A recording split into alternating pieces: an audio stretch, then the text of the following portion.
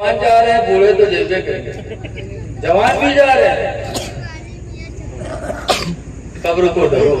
किसी कहने वाले ने कहा कि कोई गुल बाकी रहेगा ना चमन रह जाएगा, कोई गुल बाकी रहेगा ना चमन रह जाएगा, एक रसूलुल्लाह का दीने हसन रह जाएगा। हम सफीरो बाग में है कोई दम के चह, हम सफीरो बाग में है कोई दम के चह, बुलबुलें उड़ जाएंगी सोना चमन रह जाएगा। पाको साथ नंबर 1 खुशबू पसंद, दूसरे नंबर पर सरकार फरमाते वन्निसा, और मनकूहा औरत हमें पसंद है। हुजूर की सुन्नत है कि जो औरत अपने निकाह में आ जाए उस औरत से प्यार करो, उस औरत को बेहतर समझो। आप भी अपनी औरत से प्यार करो और जो तुम्हारे निकाह में आए उसी को सबसे अच्छी औरत तस्वुर करो। मनकूहा औरत का ख्याल रखो। लेकिन आजकल लोग निकाह वाली पे जुल्म ढाते हैं और जिससे दोस्ती हो जाती उसमें खैरात करते। अपने मेहरुआ का कुछ न दे हुआ नहीं तो कहे कहा चाहिए 500 का नोट चलिए। अपनी बीवी पे खर्च करो, तुम्हारे हिलो ख्याल है। अल्लाह के रसूल ने फरमाया था, वसीयत की थी मेरे नबी ने, याद रखो नबी की वसीयत भी। आज बाप दुनिया से ज्यादा कुछ वसीयत करके जाता तो हम बाप की वसीयत को जिंदगी भर याद रखते कि हमारे बाप चलते चलते कह के गए थे। शादी के बारे में कहते हैं कि बेटो को बिहाव में बेटियों के साथ करे तो कहीं के करबे हुए हमारे बप्पा कही के रहा, तुम्हारे बप्पा ही का कह के रहा है तो मानो तो बप्पों के बप्पा। सरकार क्या कह गए थे? हजरत आयशा फरमाते नबी करीम की बीवी कि हुजूर के आखिरी वक्त हुजूर का सरे मुबारक मेरे रान पे था और तसला में पानी भरा था। हुजूर पानी में हाथ डालते थे, 2 चीजों के लिए कहते थे, ऐ लोगों में जा रहा हूं 2 चीजों का ख्याल रखना। कौन सी 2 चीजें मेरे नबी ने वसीयत की थी? हदीस पाक में हजरत आयशा फरमाती हैं, अस्सलात व मा मलकत ऐमानुकुम, ऐ मेरे मानने वालों 2 चीजों का ख्याल रखना।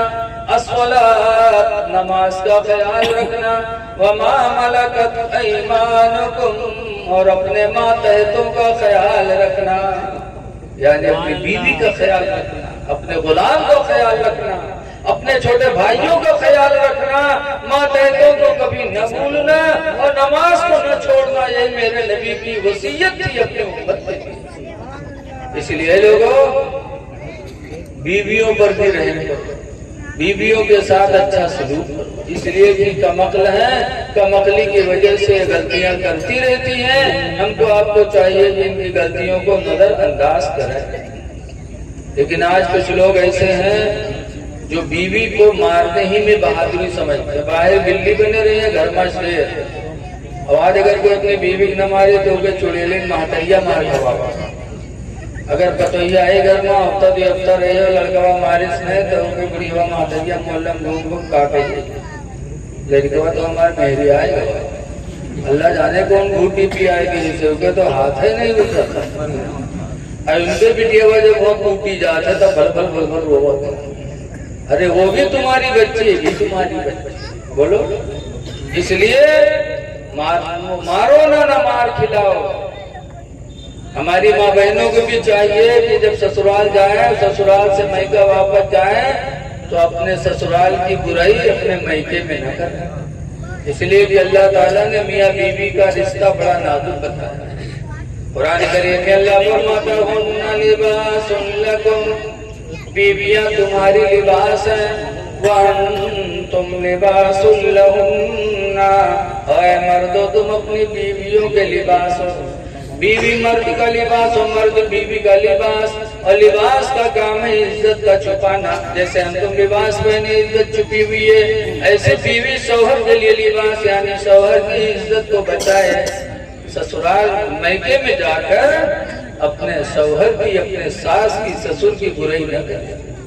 لیکن کچھ بچیاں ناسمجھ ہوتی ہیں، یہ سسرال کے لوٹ کے جائیے 4 دن کے بعد ہمارا دنیا بھر لگے تو جائی نہیں ہے، اس کے بعد جب مردوا آنے دے تو گھر بھر کا بیٹھ کے لعنت ملامت کریے، وہ خوب سنئی ہے، کوئی تھپڑی آوے تو نہیں کو کچھ کہیے، تو وہ بیچارہ من من گھوٹا تھا، سوچا تھا ٹھیک ہے اب کی بتائے دیے، اب کی لے کے چلی تب تم کا کوٹی تھے کیسے، اب لائی کے آوے تھے تب کٹائی ہو، جب کٹائی ہو تو بہت معاملہ گڑبڑ ہو۔ اللہ نے بڑا نازک رشتہ بتایا ہے تو نبی کی سنت ہے اپنی عورتوں کا خیال رکھنا ہے۔ اور تیسری چیز میرے نبی کو جو پسند تھی وہ سرکار نے فرمایا جعلت قرۃ عینی فی الصلاۃ، میرے آنکھوں کی ٹھنڈک نماز میں رکھ دی گئی۔ جب کوئی امتی نماز پڑھتا ہے تو نبی کی آنکھوں کو ٹھنڈک پہنچتی ہے۔ اس لیے آپ حضرات سے گزارش ہے نمازوں کی پابندی کرو، مسجدوں کو آباد کرو۔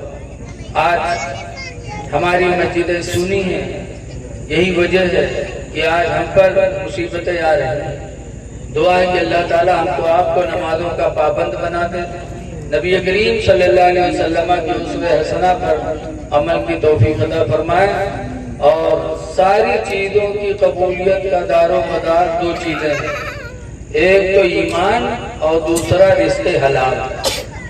اگر ایمان نہیں ہے تو سب کچھ بیکار، اور اگر حلال روزی نہیں ہے تب بھی بیکار۔ اس لیے روزی بھی حلال کھاؤ اور اپنا ایمان مستقل رکھو تاکہ اللہ تعالی ہماری آپ کی آخرت اچھی کرے۔ نماز پڑھو گے، آج ہماری طرف چور کا معاملہ بہت ہے، بھئی آخری بات کہہ کے میں اپنی تقریر ختم کر رہا ہوں۔ آج جگہ جگہ پہرا لگا ہوا ہے، لیکن نماز میں کتنا دم ہے سنو۔ بصرہ ایک شہر ہے جہاں ایک عورت رہتی تھی رابعہ۔ رابعہ کے گھر والے کہوں کہہ رہا ہے رشتہ داری، وہ چور کا تھا، گواہ پتا کہ آج کے گھر میں کوئی نہیں ہے، چوروا پہنچ گا وہاں، گواہ تو دیکھے رابعہ سے ہوتا سوچ اس کے اکیلے تو اگر جگ تو اس کے گھوسمی کا زمین پکڑائے دے تو پہلی کا ہوگا۔ بڑے آرام سے مال تلاش کیا رابعہ کے گھر کا، چادر میں باندھا، باندھنے کے بعد اٹھا کے گٹھری سر پر رکھی اور جانے لگا۔ جیسے جانے لگا اللہ تعالیٰ نے اسے اندھا کر دیا۔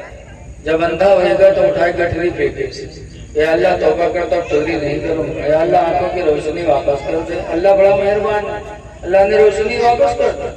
جب دیکھے لائے تو سوچا کہ بھی جاگی نہیں ہے، کہوں بیر تھوڑا ہوئی تو پھر اٹھا لی گٹھری، اور جب پھر اٹھا کے چلا تو پھر اللہ نے اندھا کر دیا، پھر پھینکا، پھر توبہ کیا، اللہ نے روشنی واپس کی۔ تب اس نے کہا یا اللہ زندگی گزر گئی، بڑے بڑے گھروں میں نے ڈاکہ ڈالا، ایسی مصیبت نہیں آئی، آج اس گھر میں تنہا ایک عورت سوتی ہے اللہ چوری کرنے پر قدرت کیوں نہیں ملتی؟ تو غیبی آواز آئے میرے بندے تو نے بڑے بڑے گھروں میں ڈاکہ ڈالا ہوگا لیکن رابعہ کے گھر میں ڈاکہ نہیں ڈال سکتا، اس لیے کہ رابعہ نماز عشاء پڑھ کے سوئی ہے۔ نماز عشاء کی وجہ سے میرے فرشتے اس کے جان و مال کی حفاظت کا پہرا لگا رہے ہیں۔ جس گھر میں میرے فرشتوں کا پہرا ہوگا تو چوری کیسے کر سکتا؟ تب تو رویا تھا، کہتا یا اللہ زندگی گزر گئی مال حرام کے چکر میں، اور اسی روئے زمین پر تیری بندیاں ایسی رہتی ہیں کہ نماز پڑھ کے سوتی ہیں تو ان کی حفاظت کے لیے تیرے فرشتے اترتے ہیں۔ اے اللہ تیری عزت و جلال کی قسم اب میں نماز زندگی میں نہیں چھوڑوں گا۔ چور رابعہ کے گھر سے نکلا تو الحمدللہ نماز کا ارادہ لے کے نکلا۔ اس لیے لوگوں اگر چاہتے ہو کہ ہماری جان مال کی حفاظت ہو تو نمازوں کی پابندی کرو، اللہ تعالیٰ نماز کی وجہ سے تمہارے جان مال کی حفاظت فرمائے گا۔ لیکن آج ہم بڑے افسوس کی بات ہے، رات میں ہم چاہتے ہیں ہمیں سکون، اور سکون کیسے ملے؟ نماز چھوڑو گے پھر چاہے جتنی طبیعت پہلے۔ ہمارے یہاں چھوٹی تکیہ مدرسہ بحر شریف میں ایک آدمی گواہ کہ حضرت مفتی صاحب سے کہ حضرت ایک طویل بنائے، کچھ انتخابات ان حضرت جوان ہوئے گئے لیکن جس طرح موت ماری تھی، خواب دیکھے تھے کہ کھیت میں بیٹھے ہیں اور جب پیشاب کرے تھے چپ لاگا تھا تو دیکھے تھے بستر پر مہروا تیری دھتیری کرتے، گھر والے سر ماں ہوتے ہیں، حضرت جوان ہو گئے بہت شرم لگتی ہے، کوئی تعویذ بنا دو، تو حضرت نے تعویذ بنا دیا۔ تعویذ لے کے گواہ اور تیسرے دن پھر گواہ مدرسہ میں، کہا کہ حضرت کون دشمنی ہمارے ساتھ آتا ہے؟ کہیں کہا ہوا ہو، کہیں ارے جاؤ اب تک کے تو بستر پیشابے قریب رہا ہے، لیکن جس دن سے آپ کے طبیعت لے کے کہ رات میں پیخانہ لاگت ہے تو سوچے تھے کھیتے میں بیٹھے کری تھے، اور جب ہاتھ سے ماری تھے تو دیکھے تھے بستر پڑا ہے، کون طبیعت بنایا جب تک پیشابے ہو رہا پیخانہ ہوگا؟ آئی لوگ سوچتے طبیعت وہی ہوگا۔